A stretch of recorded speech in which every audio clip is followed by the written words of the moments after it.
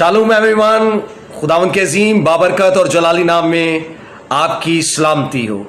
Welcome on Believe TV programme kingdom of God. आज इस series का चौथा पैगाम मैं आपके साथ शेयर करूंगा और मेरा ये ईमान है कि यकीनन आप कलाम के वसीला से और खुदा की बादशाही के पैगाम के वसीला से बरकत को हासिल कर रहे हैं और मैं ये चाहता हूं कि इससे ज़्यादा से ज़्यादा लोग सुने और इस कलाम को के वसीला से बरकत पाएं। Today I am very happy to share about the kingdom of God and I really appreciate to everyone who listen the kingdom of God message. I really tell you, you are never be the same again if you found the kingdom of God. आप सभी ये जानते हैं और हमें इस बात को वैसे जानने की जरूरत भी है कि बाइबल मुकद्दस जो है ये कोई रिलीजियस बुक नहीं है और ना ही ये रिलीजन के बारे में बात करती है। Bible is the book of kingdom. ये खुदा की बादशाही के बारे में बात करती है और वो बादशाह कौन है? वो असली बादशाह खुदा बाप खुद है और उसके बच्चों और उसकी फैमिली के हवाला से बात करती है। इतना मुश्किल नहीं है कि बाइबल मुकद्दस को समझा नहीं जा सकता और हम सब इस बात से वाकिफ हैं कि ये किताब जो है कलाम मुकद्दस ये रूह कुदुस की रहनुमाई से इंसानों से लिखवाई ही इसीलिए गई थी ताकि इंसान जो हर फर्द बशर है वो इस कलाम को क्या करे, इस बाइबल मुकद्दस को क्या करे, समझ सके। बाइबल मुकद्दस हरगिज़ इस बारे में बताती है कि खुदा का कभी भी यह प्लान नहीं रहा कि वो किसी मजहब को कायम करे। मजहब को कायम करने वाला कौन है? मजहब को कायम करने वाले इंसान हैं। आज बहुत सारे मज़ाहिब हमें इस दुनिया में नजर आते हैं जो खुदा की तरफ से नहीं है बल्कि इंसान की पैदावार है। और अगर आप वर्ड रिलीजन की स्टडी करेंगे और वो जो वर्ड रिलीजन है इसके जो रूट्स जो वर्ड है ये सर्च, किसी चीज की तलाश में रहना, और religion is very necessary if you are lost. लेकिन इससे पहले आपको याद होगा अगर आदम ने जब गुनाह किया है तो उससे पहले कोई जो मजहब है वो मौजूद ना था बल्कि एक रिलेशन, एक ताल्लुक खुदा और खुदा ने अपनी शबीह पर इंसान को बनाया और उसके जो मकसद था कि इंसान जो है जिसको खुदा ने अपनी शबीह पर बनाया है वो उसकी बादशाही को इस जमीन पर क्या करे, एक्सटेंड करे, बढ़ाए। लेकिन क्या हुआ जब उससे गुनाह हो गया तो आप ये जान सकते हैं कि उसके बाद से जो है वो हमें रिलीजन का कॉन्सेप्ट जो है वो नजर आना शुरू होता है। और दुनिया में आज भी कहीं ना कहीं बहुत सारे ऐसे लोग हैं जो किसी ना किसी चीज की तलाश में है। लेकिन मैं खुदावंद का शुक्र करता हूं, I am not a religious man. मैं खुदावंद का शुक्र करता हूं कि मैं खुदा के बेटे यीशु अल मसीह पर ईमान रखता हूं और जो कोई उस पर ईमान रखता है वो यीशु अल मसीह के वसीला से खुदा के बेटे और बेटियां बन जाते हैं। Hallelujah, praise the Lord. ये बड़ी मजबूत बात है। इसको आप कभी भी कोई ऐसी बात ना समझें कि जैसे ये बड़ी आम सी बात है। ये आम नहीं है, ये बात बड़ी अहम है कि हम यीशु अल मसीह के वसीला से खुदा के बेटे और बेटियां हैं। That's why in the kingdom of God we are not a slave, we are not a subject, we are a son of God and we are a king of God. So ये बात बड़ी वाज़िया हमें Bible मुकद्दस में से इन तमाम बातों का जो इल्म है वो होता है। इसलिए आप जरूर इस बाइबल मुकद्दस को हर रोज पढ़ा करें ताकि आप जैसे जैसे इसको पढ़ेंगे आपको वैसे वैसे ही रूह कुदुस की जो रहनुमाई है वो मिलती चली जाएगी, और आप देखेंगे कि दिन ब दिन बहुत सारी ऐसे बातें जो है, ऐसे भेद जो है, जो इन 66 किताबों के अंदर खुदा ने रखे हैं, वो उसका जो इल्म है वो आपको होता चला जाएगा। और आप देखेंगे कि किस तरह से खुदा का कलाम जो है वो आपकी जिंदगियों में काम करना शुरू कर देगा। आपको याद होगा, मैंने जो लास्ट सरमन है उसमें मैंने जिक्र किया था कि किस तरह से यशायाह नबी जो है वो एक नबूवत करता है कि यीशु अल मसीह जो है वो दाऊद के तख्त पर अब तक क्या होगा, हुक्मरान होगा। लेकिन सवाल यह पैदा होता है कि यीशु दाऊद ही के तख्त पर क्यों हुक्मरान होगा? ऐसी कौन सी उसकी बादशाही में खासियत थी? ऐसी कौन सी बात उसकी जिंदगी में थी? और ऐसी कौन सी बात उसकी सल्तनत में हमें नजर आती है कि यीशु अल मसीह जो है वो उसी के तख्त पर हुक्मरान होगा, और वो सिर्फ एक बार नहीं बल्कि अब तक हुक्मरान होगा। इसका मतलब है कि खुदा ने हमें एक मॉडल दिया है कि किस तरह की बादशाही जो है वो हमें दाऊद के वसीला से नजर आती है बाइबल मुकद्दस में से, और उसी के तख्त पर खुदा जो है वो यशायाह नबी के वसीला से एक नबूवती पैगाम जो है वो देता है कि वो वक्त आएगा कि जब यीशु मसीह पैदा होगा, और क्या होगा, वो बादशाह की सूरत में आएगा, और उसकी जो सल्तनत है उसका आखिर नहीं होगा, और वो दाऊद के तख्त पर क्या करेगा, अब तक हुक्मरान होगा। Praise the lord, hallelujah. बड़ी ही खूबसूरत बात है, और आज हम सीखेंगे और इस बात को जानेंगे कि किस तरह से और क्यों खुदा ने दाऊद ही को चुना। क्योंकि वैसे तो अगर बनी इस्राएल की हिस्ट्री में देखें तो हम इस बात को जान सकते हैं कि बड़े ही ऐसे बादशाह गुजरे हैं, लेकिन खुदा ने उनका जिक्र नहीं किया है। आज हम सीखेंगे कौन सी ऐसी खास बात थी दाऊद की बादशाहत में। और मैं आपको बड़े वाज़ेह तौर पर बता देना चाहता हूं कि दाऊद की बादशाहत के अंदर एक ऐसी खास बात थी जो सारे इस्राएलियों के बादशाहों के अंदर हमें नजर नहीं आती है।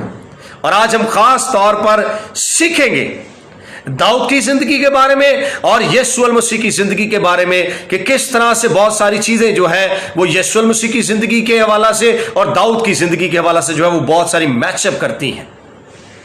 और हम सीखेंगे और जानेंगे कि क्यों खुदा ने दाऊद ही को चुना। और बाइबल मुकद्दस ये बयान करती है कि दाऊद तो खुदा के दिल के मुताबिक उसे मिल गया। Praise the lord, hallelujah. इससे पहले कि हम दाऊद की जिंदगी के हवाला से और यीशु मसीह की जिंदगी के हवाला से सीखे, मैं आपको एक बात बता देना चाहता हूं पहले से ही। दाऊद इस्राएलियों में की हिस्ट्री के अंदर एक ऐसा बादशाह हो गुजरा है जिसने अपनी बादशाही में तमाम दुश्मनों पर जो थी वो गलबा हासिल किया था, उनको शिकस्त दी थी।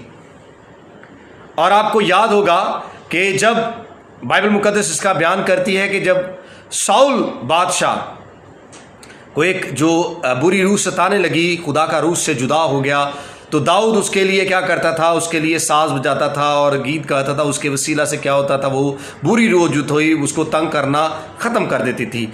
और इसी तरह हम सीखते हैं कि जब खुदा ने दाऊद को चुना तो खुदा ने शमूएल नबी से ये कहा कि तू यिशै के घराना में जा और वहाँ पर जाकर मैंने एक उसके बेटे को चुना है ताकि वो आने वाले वक्त में इस्राएल का क्या हो, बादशाह हो।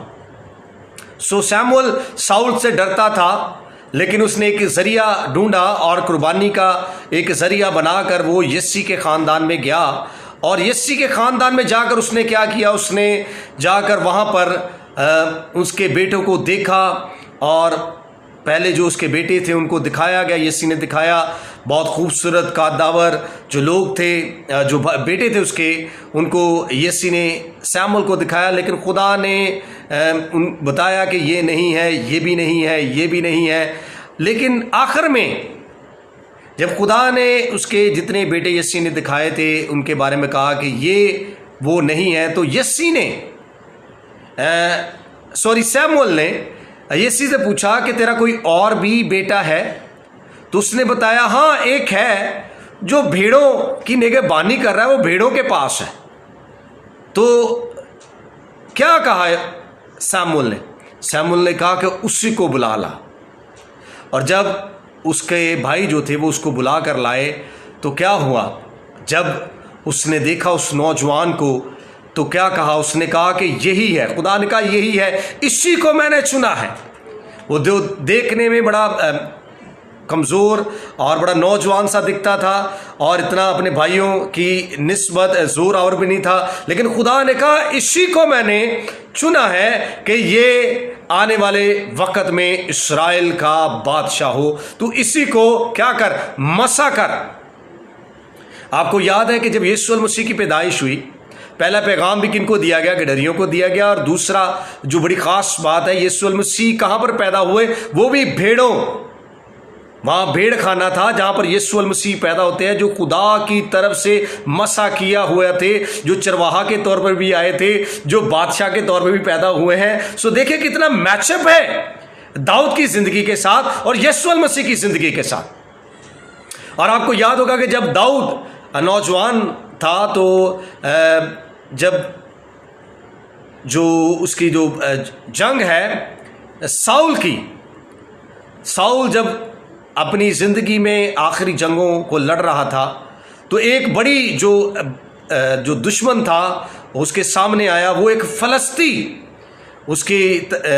फ़लस्ती जो था वो उसके लिए जंग करने के लिए आया, जिसका जिक्र में बाइबल मुकद्दस में मिलता है। और उसका नाम जो था वो जाती जूलियत था, जो कद में बहुत जवान और बहुत ही मजबूत और जंगजू जाहिर होता था, जिसने जो 40 दिन तक, तकरीबन 40 दिन तक जो था वो बनी इस्राएल को, जो साउल की फौजें थी उनको ललकारता रहा, लेकिन कोई भी उससे लड़ने के लिए बाहर ना आया, बल्कि सब डर के डर। साउल तो अपने टेंट के अंदर ही छुपा बैठा था, लेकिन जब दाऊद अपने भाइयों से मिलने को आया तो दाऊद ने देखा कि एक फलस्ती है, एक जंगजू है जो जिंदा खुदा की फजीहत कर रहा है, और उसने अंदर एक गैरत थी और खुदा का रूह, और खुदा ने उसको मसा किया था और रूह कुदस की जुम्बिश उसकी जिंदगी पर थी।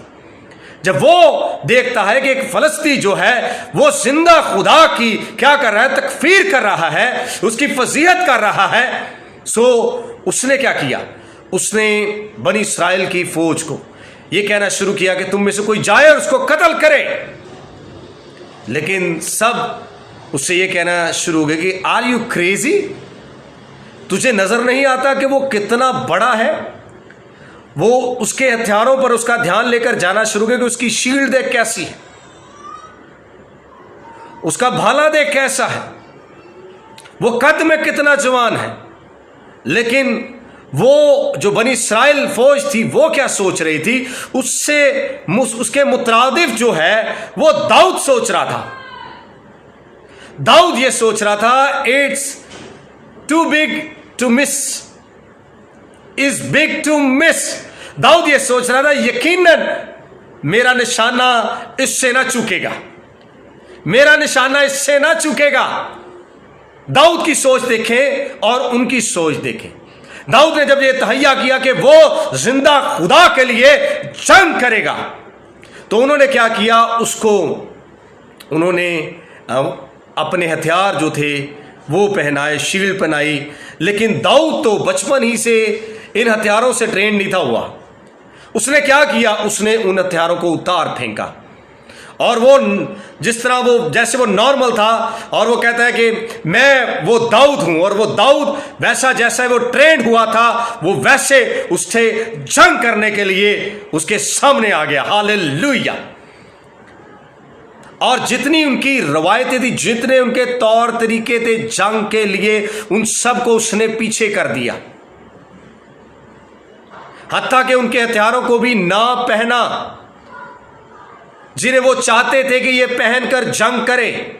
क्योंकि दाऊद तो शुरू ही से भेड़ों को चराता था, खुदा की परस्तिश करता था, गीत गाता था और म्यूजिक को बजाना उसका शौक था, उसका वो गिफ्ट था। वो तो इन चीजों में ट्रेंड हुआ था और फलाखन चलाने में वो मास्टर था, ट्रेंड था, फुली ट्रेंड था। और जब उसने देखा जाति जूलियत मेरे सामने है, तो उसने 5 जो थे वो चिकने पत्थर जो थे वो लिए और उसका ध्यान जो था वो उसके सर पर था। वो ये सोच रहा था कि मेरा निशाना जो है वो इससे नहीं चूकेगा। वो ये सोच रहे हैं, फलस्ती ये सोच रहे हैं, उसको देखकर हंस रहे हैं कि ये जंग करेगा, अब ये इस्राएलियों के लिए लड़ेगा। आज भी बहुत सारे ऐसे रिलीजियस लोग हैं जो नौजवानों को एक्सेप्ट करना नहीं चाहते हैं। लेकिन मेरे अजीजों, मैं आपको बताना ये चाहता हूं कि दाऊद एक नौजवान था जिसको खुदा ने चुना था। और मैं आज अपने नौजवान बहनों से, भाइयों से ये बात करना चाहता हूं, stand up your feet. If you are called, do what you want to do. जिस चीज के लिए आप पैदा हुए हैं उस काम को करें, उस सीड को जो खुदा ने आपके अंदर बोया है, उस गिफ्ट को जो खुदा ने आपकी जिंदगी के अंदर रखा है वो करें जो खुदा आपसे चाहता है कि आप करें।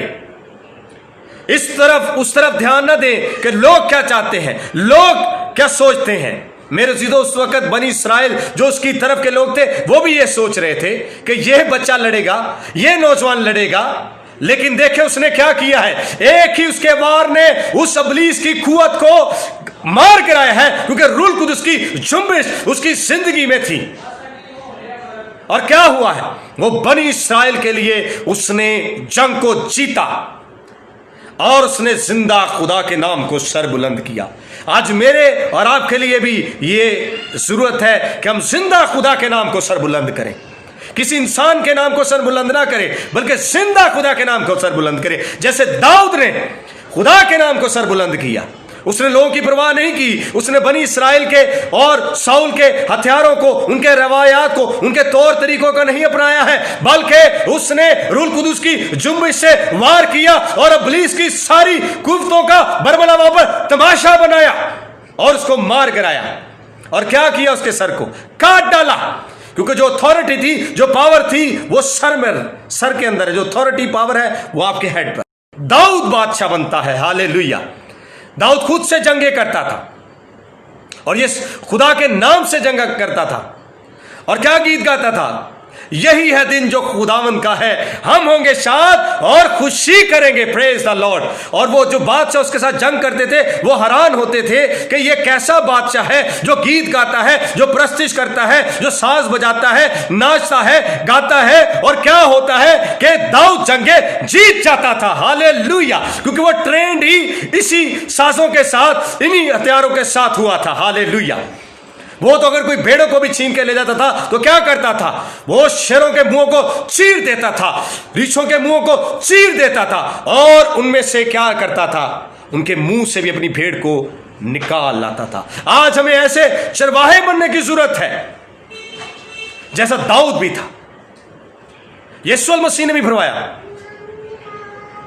कि अच्छा चरवाहा अपनी भेड़ों के लिए क्या देता है, जान देता है, 99 को छोड़कर एक के पीछे चले जाता है। क्या आज हम ऐसा कर रहे हैं? यीशु मसीह एक चरवाहा भी थे, एक बादशाह भी थे। ऐसे दाऊद भी एक चरवाहा भी था, एक बादशाह भी था। और आपको याद है कि खुदा ने एक वायदा किया, और जब यीशु मसीह को पैदा किया और जब यीशु मसीह 12 साल की उम्र के थे, तो वो भी क्या हुआ है, वो गए हैकल के अंदर। और जो हैकल में जो बड़े बड़े फक्की, फरीसी और शरीयत के माहिर थे, जब यीशु मसीह ने उनसे बातें की तो वो हैरान हो गए कि ये कैसी बातें करता है, ये कौन है, कहां से आया है। और वो दिन है कि यीशु मसीह ने उसके बाद ना सेंट हेनरियड काउंसिल को कभी ज्वाइन किया, ना वो फक्की फरीसियों के पीछे गए, ना वो फरीसियों के, ना वो फकीयों के पीछे गए, ना वो फरीसियों के पीछे गए, बल्कि उनकी मुखालफत ही रिलीजियस पीपल्स के साथ थी और उनकी जो दोस्ती थी वो गुनाहगारों के साथ थी।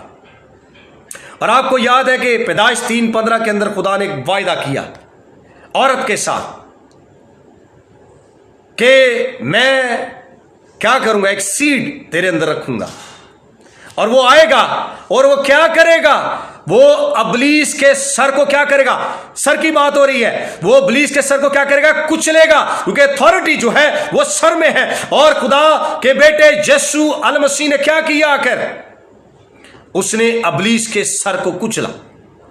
जैसे दाऊद ने उस जो कुव्वत को, उस जो जाति जूलियत को, जो अबलीस को प्रेजेंट करता था, उसको क्या किया, उसने कुचल डाला।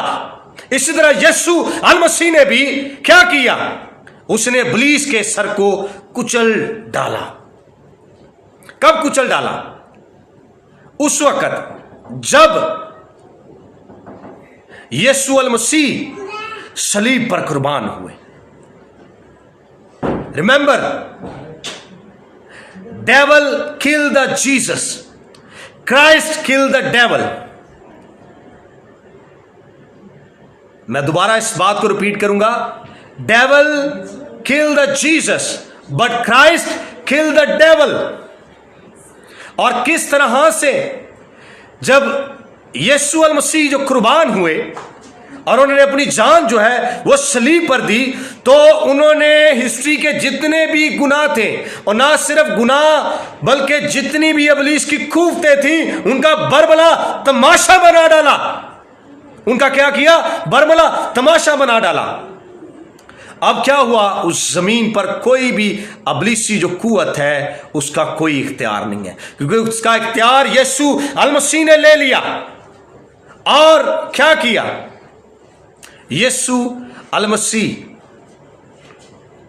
जिसने तमाम गुनाहों को, अबलीस की सारी कुव्वतों का सलीब पर बरमला तमाशा बनाया। और अल मसीह, इस बात को याद रखें, अल मसीह, बाइबल मुकद्दस ये बयान करती है कि उसने आलमे अरवा की कुंजियां क्या की? छीन ली। अल मसीह ने जो आलमे अरवा की कुंजियां, डेथ की, मौत की कुंजियां छीन ली, और क्या किया? तीसरे दिन बाइबल ये बयान करती है उसी रूह ने उसे क्या किया? तीसरे रोज जिंदा किया। Praise the Lord. और वो कब्र और मौत का जबड़ा फाड़कर, कब्र और मौत का जबड़ा फाड़कर तीसरे रोज मुर्दों में से जी उठा। Hallelujah, praise the Lord. और किस तरह से जितनी भी रोए जमीन पर अबलीसी कुव्वतें थी उनका खात्मा कर डाला। गुनाह का, मौत का डंग तोड़ दिया गया।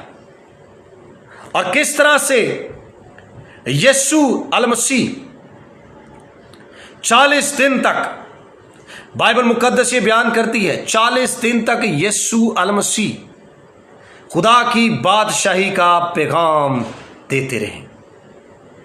अमाल उसकी 3री आयत के अंदर इसमें आपको जिक्र मिलेगा कि 40 रोज तक यीशु अल मसीह जब तक इस जमीन पर है खुदा की बादशाही का पैगाम देते रहे। और मैं एक बात करना चाहूंगा कि बाइबल मुकद्दस बड़े वाज़ेह तौर पर यह बयान करती है, मत्ती की इंजील उसका 12वां बाब उसकी 29वीं आयत के अंदर जोर आवर आदमी का जिक्र हमें मिलता है कि जब तक जोर आवर आदमी जो है वो बांध दिया ना जाए तब तक जो घर का माल और असबाब है वो क्यों कर कोई लूट सकता है। और ये सब कुछ जो है वो यीशु अल मसीह ने अबलीस के लिए, क्योंकि यहां पर जो जोरावर शख्स है ही प्रेजेंट टू डेविल, और यीशु अल मसीह ने उसका डंग तोड़ा और किस तरह से उससे डेथ और कब्र की जो थी वो कुंजियां छीन कर दोबारा से हमें वो इख्तियार बख्शा। Praise the lord, hallelujah. मेरे और आपके पास वो इख्तियार है। लेकिन सबसे अहम बात जो इस सारी स्टोरी में मैं आपको बताना चाहता हूं वो ये है, ये किस तरह से जो दाऊद था, दाऊद कि जब तक हुक्मरानी रही, बाइबल मुकद्दस ये बयान करती है कि वो जो उसके दुश्मन होते थे उन पर अटैक करता था, अटैक करके उन पर फतह हासिल करता था। और एक वक्त ऐसा आ गया कि दाऊद की बादशाही के अंदर दाऊद ने जितनी भी जो उसके दुश्मन थे, जो उसकी मुखालफत में थे, उन सब पर उसने गलबा पाया और फतह को हासिल किया, जिसका जिक्र आपको दूसरा सैमुएल उसके 7वें बाब, उसके 8वें बाब और उसके 9वें बाब में मिल सकता है। लेकिन मैं एक आयत को आपके दरमियान में पढ़ना चाहूँगा और जिसका जिक्र जो है वो बाइबल मुकद्दस में मिलता है दूसरा सैमुएल उसके 7 बाब उसकी पहली आयत के अंदर। और लिखा है कि जब बादशाह अपने महल में रहने लगा और खुदावंद ने उसे उसकी चारों तरफ के सब दुश्मनों से आराम बख्शा। सब दुश्मनों से क्या किया? आराम बख्शा, यानी कि सब दुश्मनों पर उसका कंट्रोल आ गया और वो अब अपनी जो आराम गाह है उस पर वो जो है वो अपने महल में क्या हो गया है, बैठ गया है, आराम फरमा रहा है, चूंकि उसने अपनी तमाम जो जितनी भी उसके दुश्मन थे उन पर गलबा हासिल कर लिया है। और आप इस बात को समझ सकते हैं कि जब दाऊद की बादशाह थी उस वक़्त में यरूशलेम जो है वो एक सलामती का शहर बन गया, वो एक सलामती का शहर बन गया और वो अपने तख्त पर बैठकर तमाम जो दुनिया थी उस पर हुक्मरान हुआ। और आप जानते हैं कि सलामती का शहजादा कौन है? सलामती का शहजादा खुदा का बेटा यीशु अल मसीह है। He is the mighty counselor. He is the prince of peace. He is eternal God. Praise the Lord. Hallelujah. और इसी तरह वो जो अबदी बादशाह है वो क्या होगा? वो दाऊद के तख्त पर क्या होगा? हुक्मरान होगा। Praise the Lord. Hallelujah. उसकी बादशाही का क्या होगा? आखिर नहीं होगा। उसकी बादशाही क्या होगी? हमेशा की बादशाही होगी। और वो किसके तख्त पर बैठेगा? वो दाऊद के तख्त पर बैठेगा। जिस तरह दाऊद जो था अपनी बादशाहत में वो तमाम रोहे जमीन पर क्या हो गया? वो हुक्मरान बना। इस तरह यीशु अल मसीह की बादशाहत जो है, इसीलिए तो उसने कहा जब वो आया तौबा करो क्योंकि आसमान की बादशाही नजदीक आ गई है। जिस बादशाही को वो लेकर इस जमीन पर आया था, यही वो वजूहात है जिसकी वजह से वो दाऊद के तख्त पर हमेशा के लिए, अबद के लिए हुक्मरान होगा। आज मेरी और आपकी जरूरत क्या है? कैसी बादशाही यीशु मसीह लेकर आया है। वो मेरे और आपके दिलों पर राज करना चाहता है। वो आज भी आपके दरवाजों पर बैठा खटखटाता है कि मेरे बेटे, मेरी बेटी, तू मेरे अपने दिल के दरवाजा को खोल, देख मैं तेरे लिए क्या लेकर आया हूं। खुदा की बादशाही। Praise the lord. हालेलुया। खुदा की बादशाही वो लेकर आया है। हमें जरूरत है कि उस खुदा की बादशाही को रिसीव करें in the mighty name of Jesus Christ. And I want to tell you this is the hour of kingdom. This is the hour of kingdom. हमें जरूरत है कि हम सोचों को, ख्यालों को तब्दील करें और खुदा की बादशाही के वारिस बन जाए। क्योंकि खुदा की बादशाही किसी जगह की बादशाही नहीं है, बल्कि खुदा की बादशाही का सेंटर खुदा का बेटा यीशु अल मसीह है। मेरी और आपकी ये जरूरत है खुदा की बादशाही जो इसका बेटा यीशु है उसको अपनी जिंदगी में ले और अपनी जिंदगी के अंदर उसको राज करने दे। Praise the lord. हालेलुया। और यकीनन खुदा ऐसा करेगा। जब आप खुदा की बादशाही की तलाश करेंगे तो आप देखेंगे जुए बंधन टूटते चलेंगे, आपकी सोचें, आपके ख्यालात तब्दील होते जाएंगे और आपकी जिंदगी पहले जैसी नहीं रहेगी और खुदा का फजल और रहम आपकी जिंदगी पर होगा। सो खुदावंद आज आपको बरकत दे। यकीनन आपने इस कलाम के वसीला से बरकत पाई है और मैं इस कलाम को और ज़्यादा आपके साथ शेयर करूंगा आने वाले वक्त में। खुदा की बादशाही के बारे में बहुत सारे ऐसे भेद हैं जिनको मैं चाहूँगा कि आपके साथ शेयर करूं ताकि आप बरकत पाएं। खुदावंद में आपकी सलामती हो और खुश रहें और इस मैसेज को ज़रूर शेयर करें। Thank you very much. God bless you.